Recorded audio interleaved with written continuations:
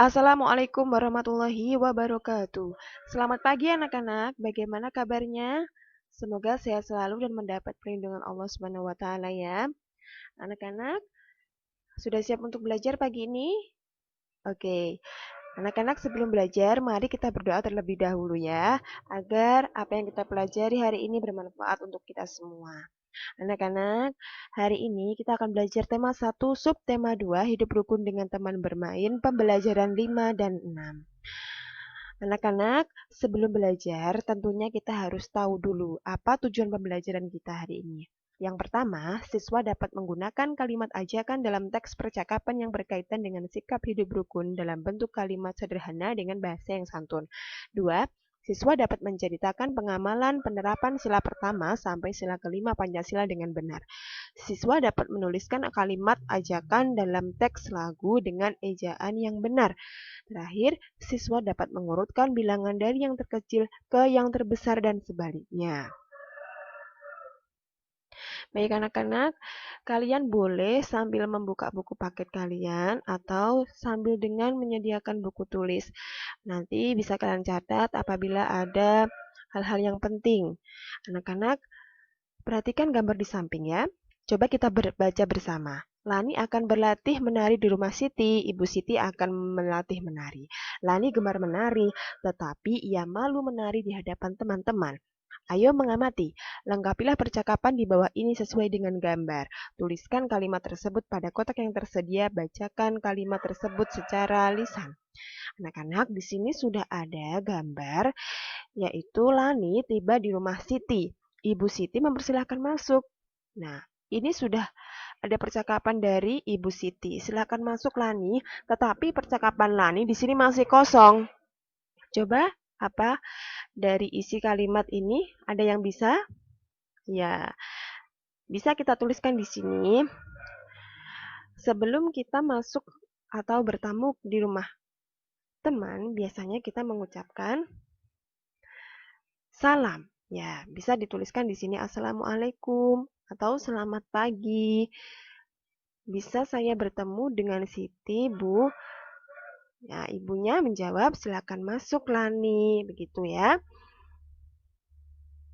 Ini anak-anak, selanjutnya yaitu contoh menerapkan pengamalan sila Pancasila ketika bermain. Sila yang pertama, contohnya yaitu mempersilahkan teman ketika ingin beribadah. Kedua, tidak memaksa teman untuk terus bermain. Sila yang kedua, tidak membeda-bedakan teman yang berbeda agama. Dua, saling tolong-menolong jika kesusahan. Contoh lagi menerapkan pengamalan sila Pancasila ketika bermain. Sila yang ketiga, yaitu tidak mengajak teman yang mempunyai kekurangan. Dua, bergotong royong dan saling membantu antar teman. Sila keempat, tidak memaksa kehendak teman ketika bermain, mengutamakan kepentingan bersama ketika bermain. Contoh yang kelima, yaitu dari sila kelima, bersikap adil dan tidak saling pilih kasih ketika bermain. Yang kedua, menghargai teman. Nah, itu tadi adalah contoh-contoh yang menerapkan pengamalan sila dari sila yang pertama sampai sila kelima ketika bermain. Nah, ini anak-anak harus kalian terapkan ya. Coba ini kita perhatikan gambarnya. Ini anak-anak, di sini sudah ada teks bacaan. Nanti kalian bisa membaca sendiri ya. Ini teks bacaannya berjudul Berlatih Menari. Kita baca bersama. Ya, berlatih menari. Sebentar lagi peringatan Hari Kemerdekaan diselenggarakan. Banyak kegiatan yang akan dilakukan. Ada pawai, perlombaan, dan malam kesenian. Aku melihat Siti sedang berlatih menari. Aku ingin sekali ikut menari. Akan tetapi aku malu kepada teman-temanku. Siti mengajakku ikut menari. Ayo ikut datang berlatih di rumahku, Lani, kata Siti. Kini setiap sore aku berlatih menari di rumah Siti. Ibu Siti melatih kami dengan sabar. Kami sudah bisa menari dengan kompak. Dari sini, apakah ada kalimat ajakan yang bisa kalian temukan? Iya, pintar. Di sini ada kalimat ajakan, yaitu, ayo, ikut datang berlatih di rumahku Lani, kata Siti. Nah, ini adalah termasuk dari kalimat ajakan.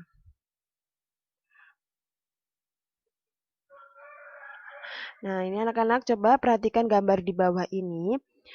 Kemarin sudah dijelaskan, yaitu macam-macam berlari, ada lari pendek dan juga ada lari panjang. Kemudian ada lari melewati rintangan dan dengan ban bekas ya. Ini adalah contoh-contoh berlari di sini. Pada gambar ini, lari pendek itu adalah jangkahnya yang pendek. Kalau lari panjang, jangkahnya yang panjang. Kalau lari melewati rintangan ban bekas, itu ada ban yang disediakan, kemudian anak-anak berlari dan melewati ban tersebut. Ini. Selanjutnya, coba perhatikan anak-anak, perhatikan syair lagu di bawah ini ya. Ini adalah syair lagu wajib belajar ya. Ini nanti kalian bisa mempraktekkan bernyanyi dari video yang sudah disediakan. Coba kita baca bersama anak-anak. Lagu wajib belajar adalah lagu yang dipilih bersama. Penentuan lagu tersebut dilakukan dengan cara bermusyawarah. Udin memimpin musyawarah. Beberapa lagu ditentukan terlebih dahulu. Setiap anak mengemukakan pendapat secara bergantian. Ada 4 lagu yang diusulkan. Akhirnya lagu wajib belajar dipilih untuk dinyanyikan. Setelah bermusyawarah, para siswa merapikan kelas. Ketua kelas memimpin pembagian tugas. Setiap siswa melaksanakan tugasnya masing-masing. Kelas menjadi bersih dan nyaman untuk belajar. Musyawarah untuk memilih lagu yang akan dinyanyikan merupakan penerapan sila keempat Pancasila. Para siswa bergotong royong merapikan kelas merupakan penerapan sila kelima Pancasila. Ini anak-anak bisa kalian beri garis bawah, yaitu musyawarah untuk memilih lagu yang akan dinyanyikan merupakan penerapan sila keempat Pancasila. Ini bisa kalian beri garis bawah. Musyawarah itu artinya apa? Kalian tahu? Ya, musyawarah itu adalah keputusan untuk mencapai mufakat. Ya. Jika ada sesuatu yang merasa perlu untuk dibicarakan, itu harus kita lakukan musyawarah. Tidak bisa untuk menetapkan keputusan sendiri. Harus dengan cara musyawarah atau kesepakatan bersama. Ini para siswa bergotong royong merapikan kelas merupakan penerapan sila kelima Pancasila. Ini juga kalian beri garis bawah. Ini anak-anak, ada yang tahu apa arti ejaan? Nah, yang tadi di depan sudah menyebutkan dari tujuan pembelajaran kita, ejaan itu adalah seperangkat aturan tentang cara menuliskan bahasa dengan menggunakan huruf, kata, dan tanda baca sebagai sarannya.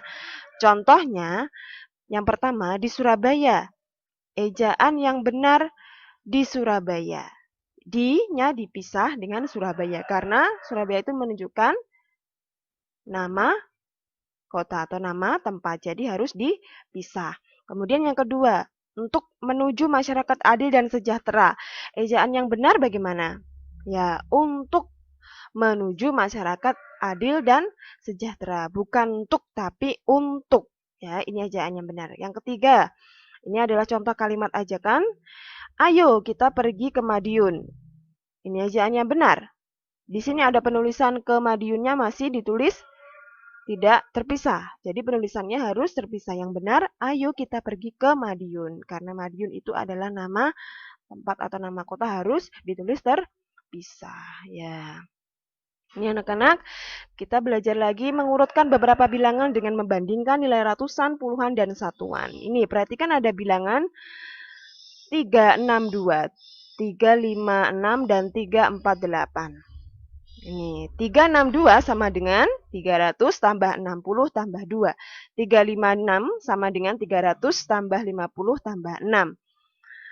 Jadi ini tadi 362 bacanya 362. 356 bacanya 356. 348 sama dengan 300 tambah 40 tambah 8 dibaca 348.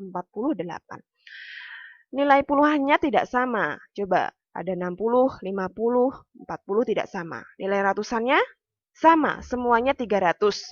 Kemudian nilai ratusan ketiga itu ya disebut 300 sudah kita temukan. Kemudian urutan dari puluhan. Ini puluhannya yang terkecil 40, kemudian 50 dan 60. Bagaimana mengurutkannya? Ya, jadi yang pertama yaitu 348, 356, kemudian 362. Sudah bisa ya anak-anak? Ini cara mengurutkan bilangan lagi tapi dengan memperhatikan banyaknya kubus satuan. Ini caranya kita harus menghitung dulu banyaknya kubus itu. Ini dari yang A jumlah kubusnya ada 344, yang B 336, yang C 364. Coba nilai ratusannya sama? Iya sama, semuanya 300. Nilai puluhannya dari yang terkecil 30, 40, 60. Satuannya, bila kita sudah menemukan puluhannya, langsung kita bisa menjawab ya. Jadi, urutan bilangannya yaitu 336, 344, dan 364. Baik anak-anak, dari sini sudah paham semua ya. Semoga apa yang disampaikan ini semuanya bermanfaat untuk kalian. Sampai bertemu lagi di pembelajaran berikutnya. Terima kasih. Sekian. Wassalamualaikum warahmatullahi wabarakatuh.